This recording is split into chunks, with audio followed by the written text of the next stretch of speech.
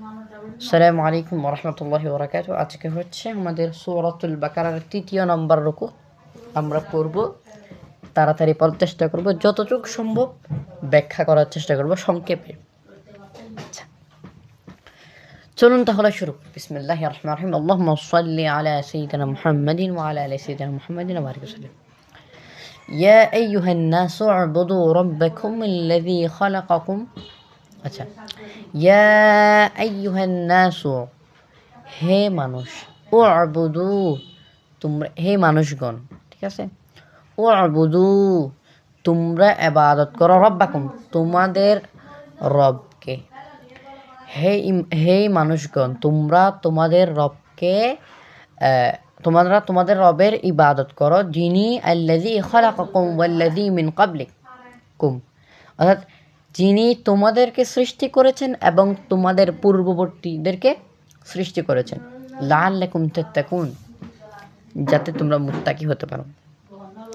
অর্থাৎ হে মানুষ অথবা হে মানুষগণ, তোমরা তোমাদের সেই প্রতিপালকের ইবাদত করো যিনি তোমাদেরকে ও তোমাদের পূর্ববর্তীগণদেরকে সৃষ্টি করেছেন, যাতে তোমরা মুত্তাকি হতে পারো।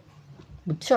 আচ্ছা, আল্লাযী জাআলা লাকুমুল আরদা ফিরাশা, আল্লাযী, যিনি, জাআলা লাকুমুল আরদা, যিনি জমিনকে তোমাদের জন্য বানিয়েছেন বিছানা স্বরূপ, ওয়াস সামাআ বিনা, এবং আকাশকে বানাইছে কি স্বরূপ? বিনা স্বরূপ, অর্থাৎ আসমানকে ছাদ স্বরূপ বানিয়েছে। এখানে একটু ব্যাখ্যা আছে, একটু তাফসীর আছে। কাহিনীটা কিরকম দেখো। প্রথমে ইয়া আইয়ুহান নাস উ'বুদু, এখানের মধ্যে হচ্ছে আল্লাহ তাআলার নিজের ওয়াহদানিয়তের পরিচয় দিয়েছেন, আল্লাহ এক, এগুলো সম্পর্কে তিনি এখানে বলেছেন যে তিনি মানুষকে সৃষ্টি করেছেন। এটার মধ্যে অত তফসিল নেই, এটা বোঝা যাচ্ছে। দ্বিতীয়টার মধ্যে একটু তফসিল দেখো, আল্লাযী জাআলা লাকুমুল আরদা ফিরাশা ওয়াস সামাআ বিনাআ, অর্থাৎ তিনি জমিনকে বানাইছে বিছানা স্বরূপ, আসমানকে বানাইছেন ছাদ স্বরূপ। মানে কি দেখো, বিছানা মানে, বিছানা কিরকম? নরম, আবার বেশি নরমও না, বেশি শক্তও না। তো এখানে তফসিলটা হচ্ছে, আমরা যে জমিনে দাঁড়াই ওইটা লোহার মতো শক্ত না যে মানুষ দাঁড়াইতে পারবে না, আবার পানির মতো নরম না যে মানুষ ভিতরে ঢুকে যাবে। এটা লোহা এবং পানির মাঝখানে এমন একটা অবস্থান যে ওই জায়গাতে মানুষ দাঁড়ানোটাকে স্বচ্ছন্দ বোধ করবে, কমফোর্টেবল ফিল করবে। বুঝতে পারছো? কমফোর্টেবল ফিল করবে, খুব সুন্দর। তো এটা বলছে মানে বিছানা স্বরূপ, বিছানা যেমন সেরকম মানে মানুষের জন্য ভালো, মানুষ আরামদায়ক বোধ করে, তেমনিভাবে আমাদের জমিনও কি বিছানার মতো। দেখছো আল্লাহর কত, কোথায় আল্লাহ তাআলা মোরাদ নিছে, যদিও বা আল্লাহ তাআলার হাকিকি মোরাদ আল্লাহই জানে, কিন্তু ইমামগণ তাফসীরের মাধ্যমে এগুলো বের করছে।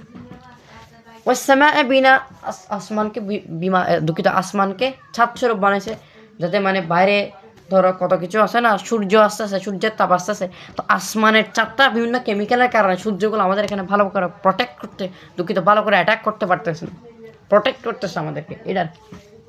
আচ্ছা, ওয়ানজালা মিনাস সামাই মাআ, এবং ওয়ানজালা মিনাস সামাই, আসমান থেকে নাজিল করে, আসমান থেকে বর্ষণ করে, আল মা আ, দুঃখিত, মা আ, পানি, মা আন আর কি, ফাআখরাজা বিহি মিনাস সামারাত, অতঃপর ওই পানির মাধ্যমে ফলসমূহ বের করেন।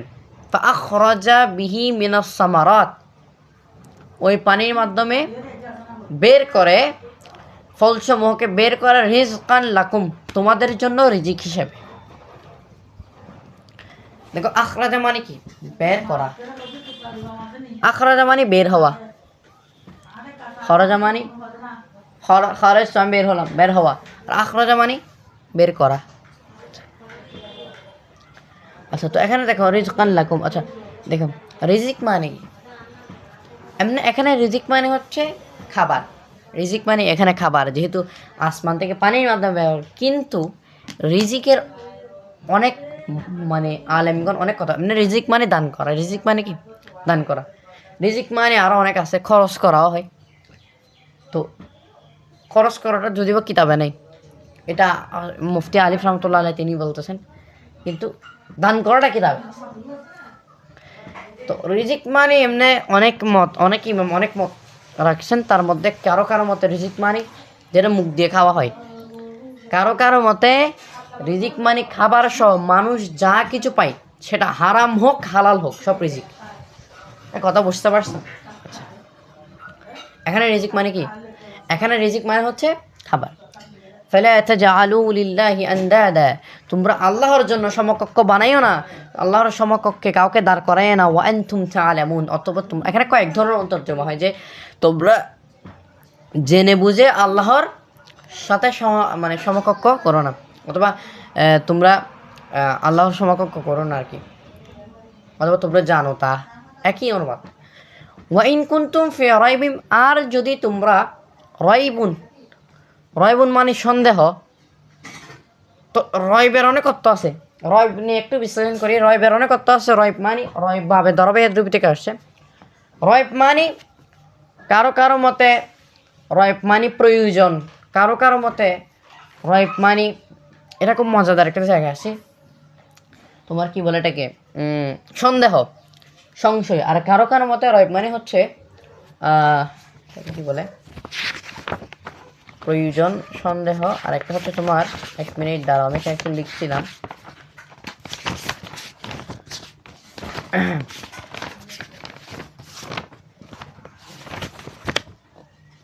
যাই হোক, আচ্ছা, তো রাইব মানে হচ্ছে সন্দেহ হতে পারে, রাইব মানে প্রয়োজন হতে পারে।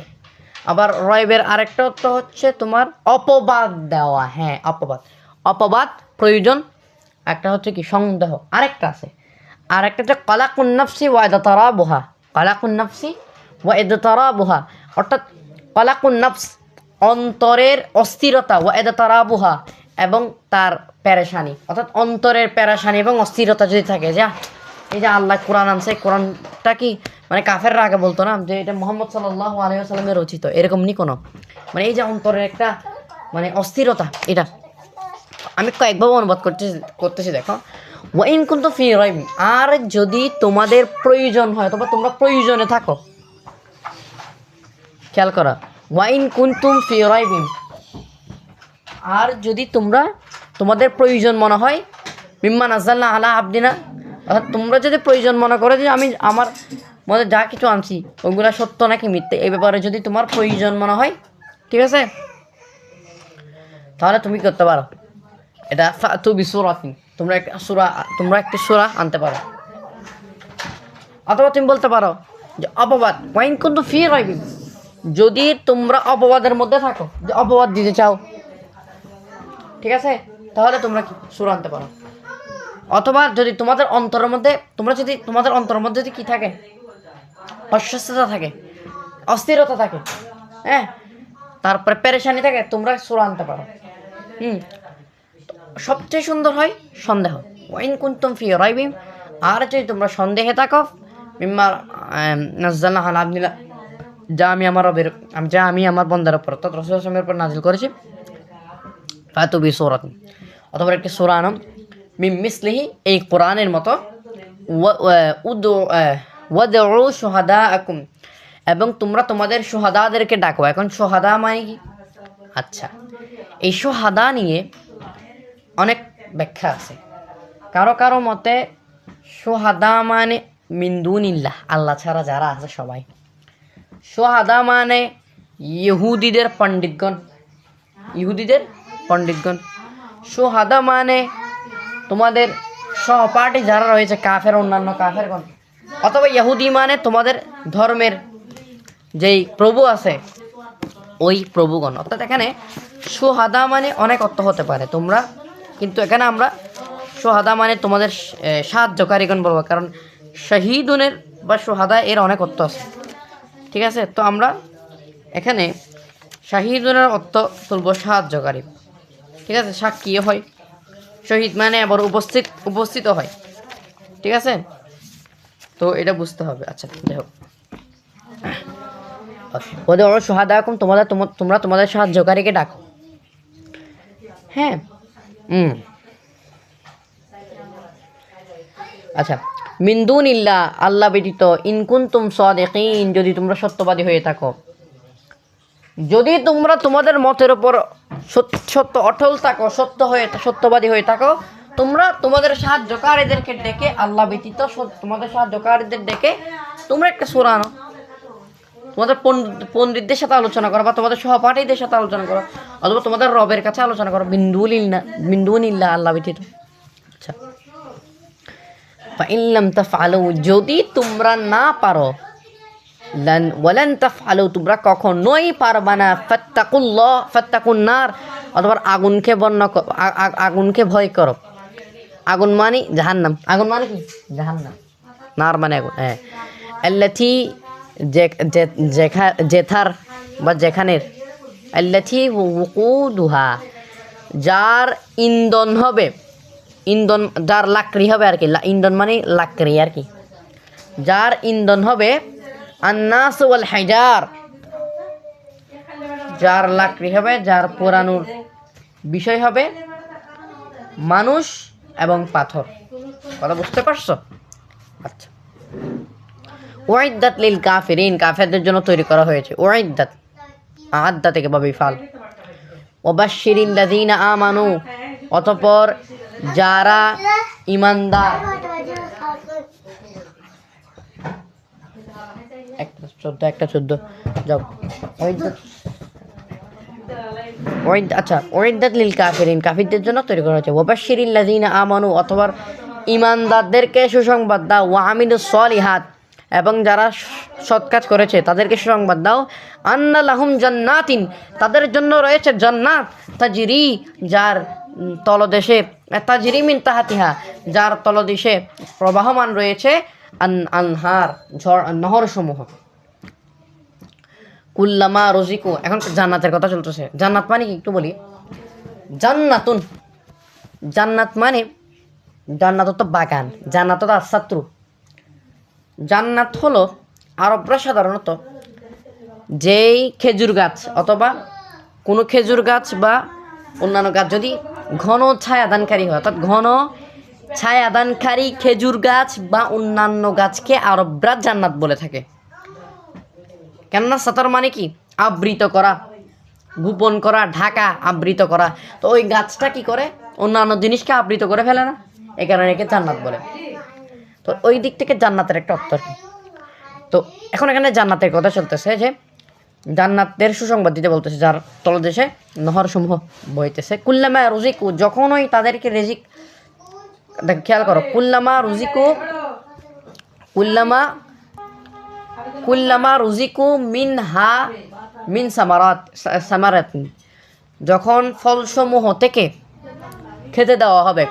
কুল্লামা রুজিকু মিনহা মিন সামারাতিন, দেখো কুল্লামা যখনই রিজিক দেওয়া হবে, মিনহা মানে মিনাল জান্নাতে, জান্নাত থেকে, মিনাস সামারাত, ওই জান্নাত তো অনেক বিশাল, ওই জান্নাতের ফলসমূহ থেকে যখন খেতে রিজিক হিসেবে দেওয়া হবে, রিজিক হিসেবে, অর্থাৎ যখন ওই জান্নাত থেকে ফলকে অথবা জান্নাত থেকে রিজিক হিসেবে ফল খেতে দেওয়া হবে। সুন্দর অনুবাদ করতেছি, দেখো, যখনই জান্নাত থেকে রিজিক হিসেবে কোনো ফল তাদেরকে খেতে দেওয়া হবে, ক্বালু, তারা বলবে, হাযাল্লাযী রুজিকুনা, এটা তো সেই অবিকল ফল, মিন ক্বাবলু, যেগুলো আমরা আগে খাইছিলাম।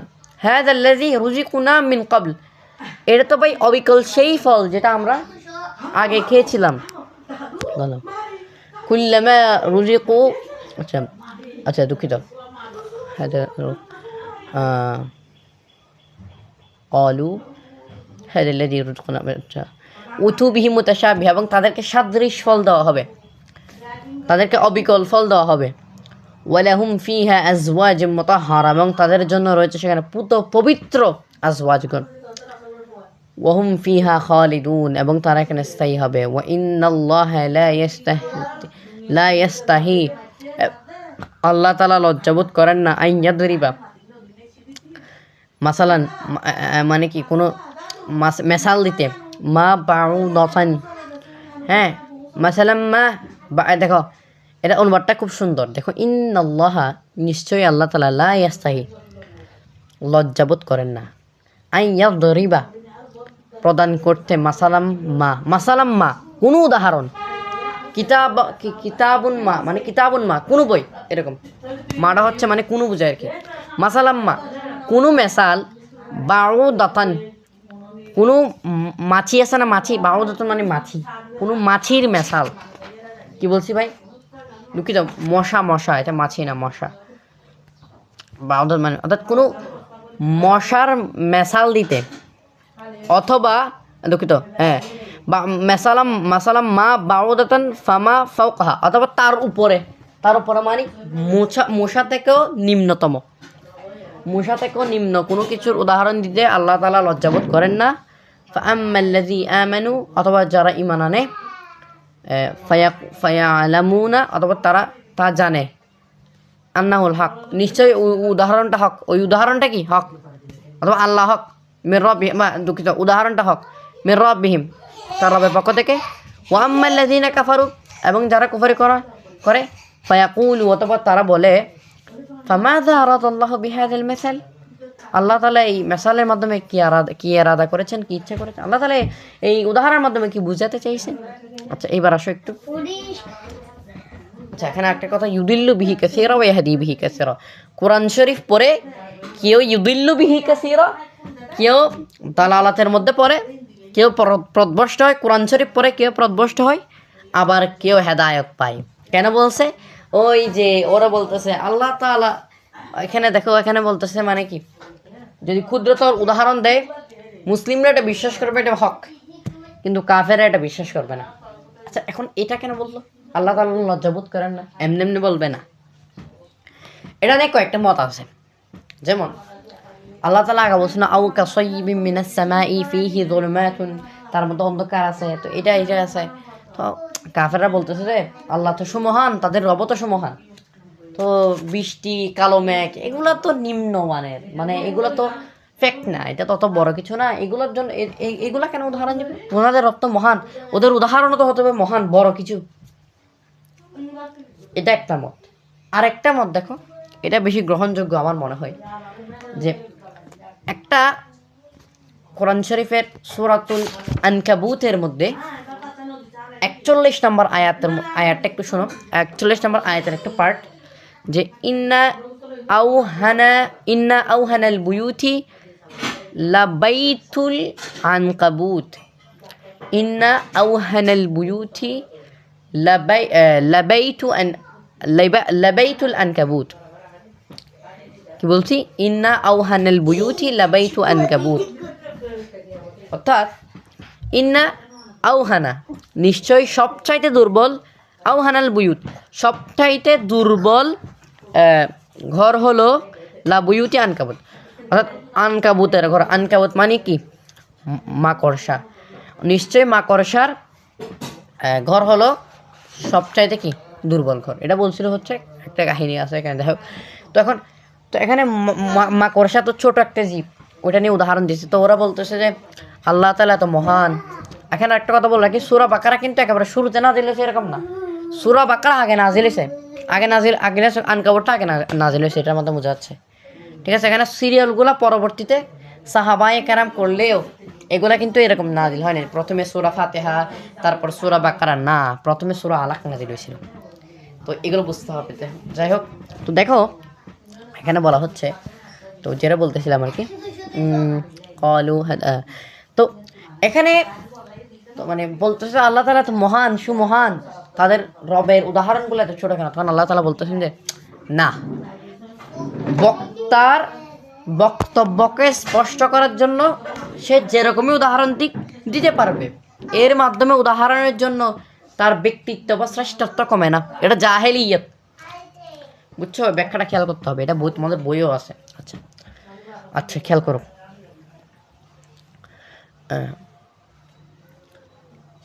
قالوا अच्छा ولهم فيها أزواج مطهرة وهم فيها خالدون إن الله يستحي अच्छा فأما الذي अच्छा يضل به كثيرا ويهدي به كثيرا ওমা ইউদিল্লু বিহি ইল্লাল ফাসিকিন, এবং এই উদাহরণগুলোর মধ্যে দালালাতের মধ্যে তারাই পড়ে, পথভ্রষ্ট তারাই হয় যারা ফাসিক।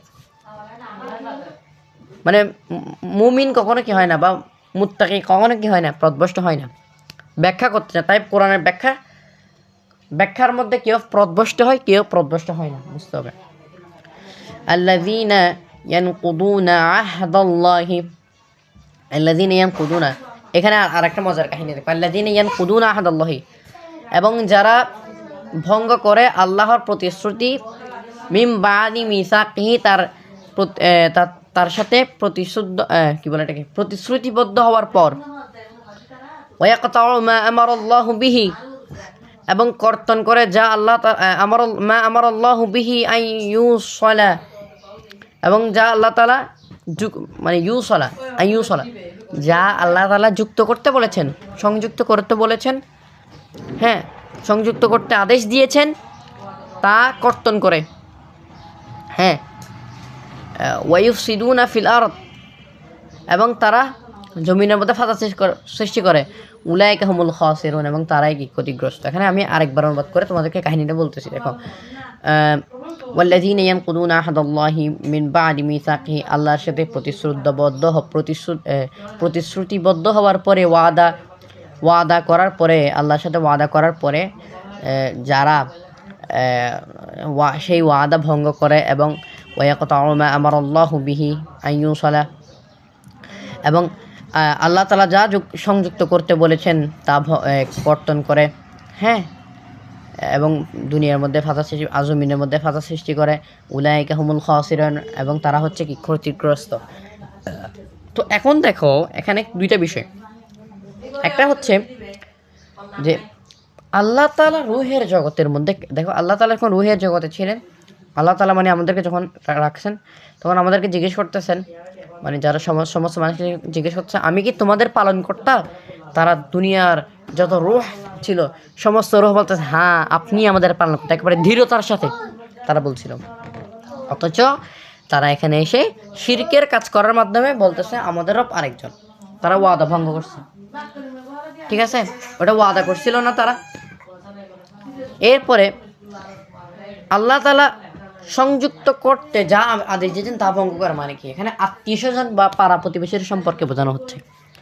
আল্লাহ তাআলা যে আত্মীয় স্বজনের সম্পর্ক যেগুলো যুক্ত করে রাখতে বলছেন, আত্মীয় স্বজনের সাথে সম্পর্ক রাখতে বলছেন, বা পাড়া প্রতিবেশীর সাথে সম্পর্ক রাখতে বলতেছেন, যারা এরকম সম্পর্ক নষ্ট করে, তো তাদের সম্পর্ক নষ্ট করার মাধ্যমে কি হয়? ফাসাদ সৃষ্টি হয় না? তা আল্লাহ তাআলা তারপরেই বলতেছেন, এবং ফাসাদ সৃষ্টি করে, কারণ সম্পর্ক নষ্ট হওয়ার মাধ্যমে তো কি হবে? ফাসাদ সৃষ্টি হবে। হ্যাঁ হ্যাঁ, তাহলে কি উলাইকা হুমুল খাসিরুন, তারাই কি ক্ষতিগ্রস্ত। এখন খুব সুন্দর কাহিনী দেখো। কাইফা তাকফুরুনাল্লাহ, দুঃখিত, কাইফা তাকফুরুনা বিল্লাহি, তোমরা আল্লাহর সাথে কেমনে কুফরি করো। ওয়া কুনতুম আমওয়াতান, অথচ তোমরা মৃত ছিলে। ফাআহইয়াকুম, হ্যাঁ, অথবা তোমাদেরকে জীবিত করেছেন। যখন তোমরা মৃত ছিলে, যখন প্রথম বানাইছে তখন মৃত ছিল না, তোমাদেরকে আবার জীবিত করছে, ঠিক আছে।